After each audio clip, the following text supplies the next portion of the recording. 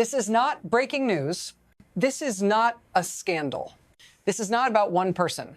This is about a system that looks stable precisely when it is most exposed. The numbers say calm. The prices feel manageable. The language coming from power says victory.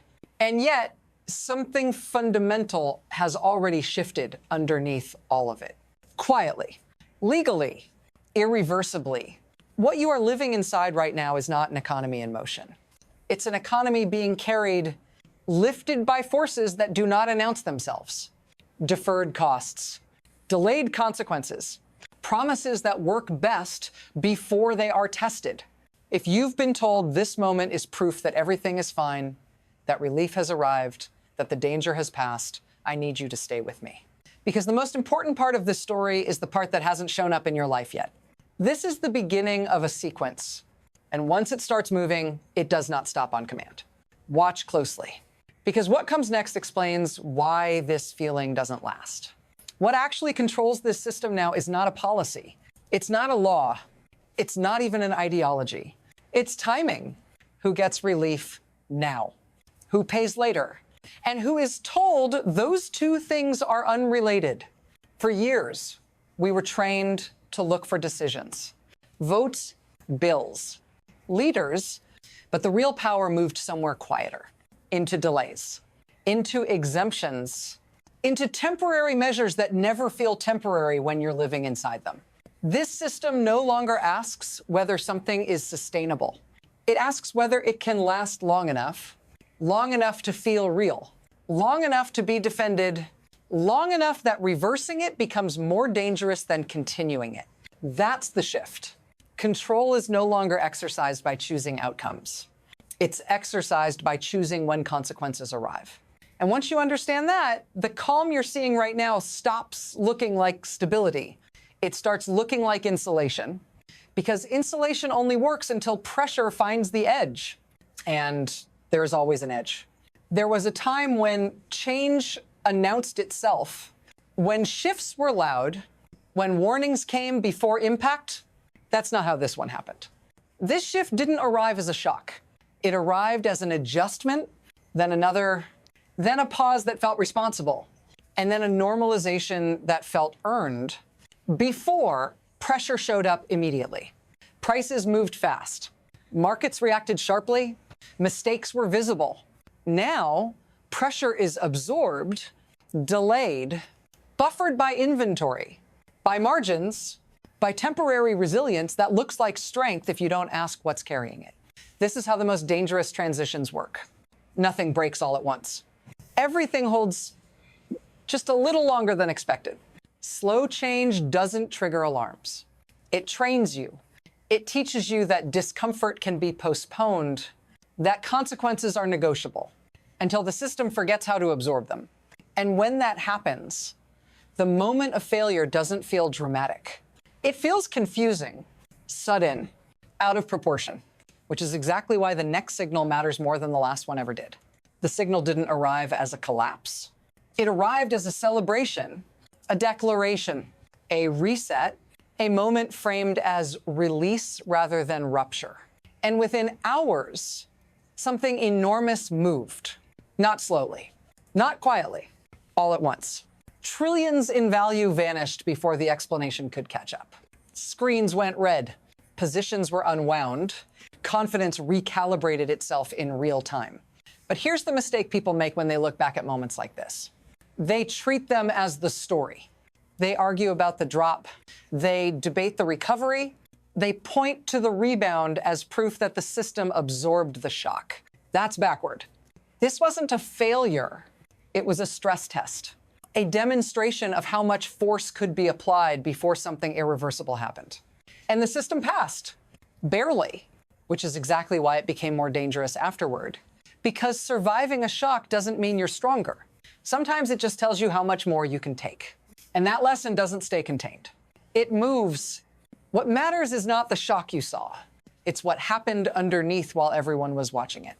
Because the system didn't respond by correcting itself. It responded by reallocating the damage. Costs didn't disappear. They were rerouted, absorbed upstream. deferred downstream, hidden in places most people never see. Companies took hits they said they could handle. Governments borrowed against futures that haven't arrived yet. Institutions leaned on credibility built in calmer decades. This is how the mechanism works. Pressure enters at the edge. It's cushioned by margins, by debt, by trust. Those with scale and flexibility benefit. They get time. They get optionality. They get to decide when pain becomes visible. Everyone else absorbs it without consent. Through prices that creep, services that thin, security that quietly erodes. Nothing here requires malice, just structure. And once a system learns it can operate this way, once it learns that damage can be delayed rather than resolved, it starts to depend on that delay, which is fine until delay becomes the only thing holding it together.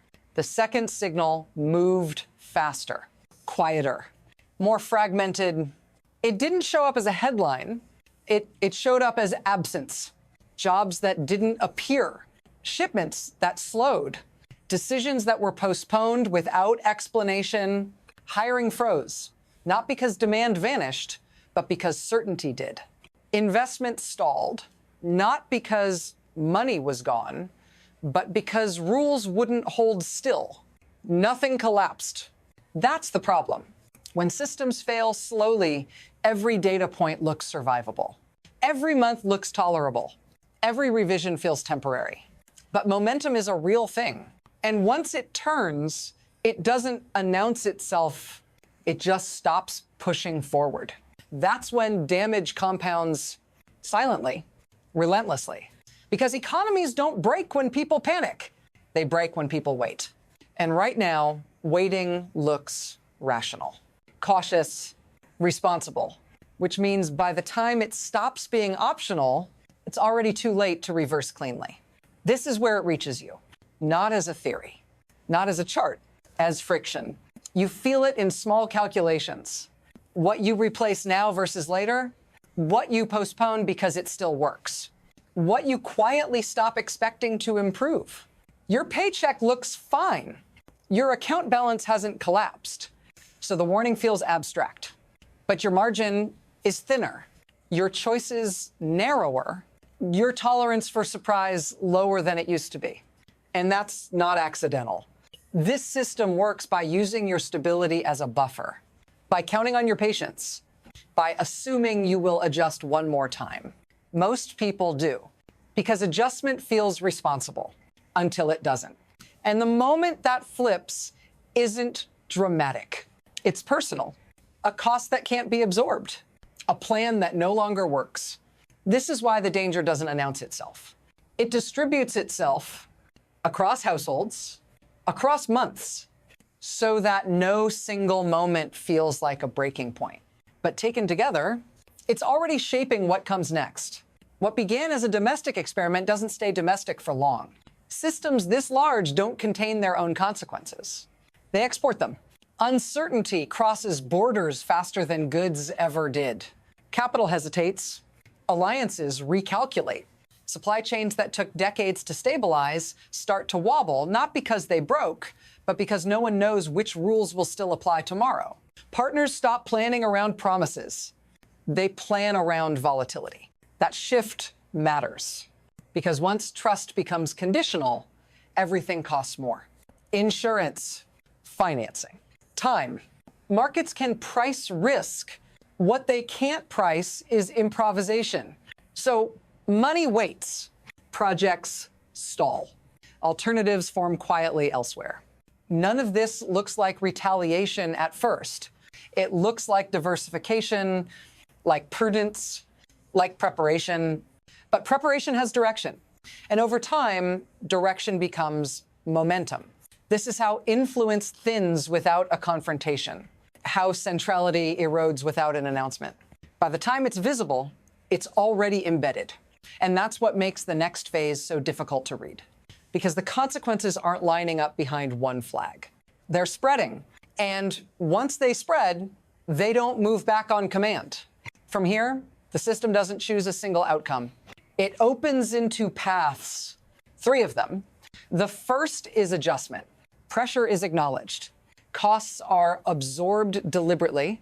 Growth slows, but control is maintained. This path hurts, but it holds.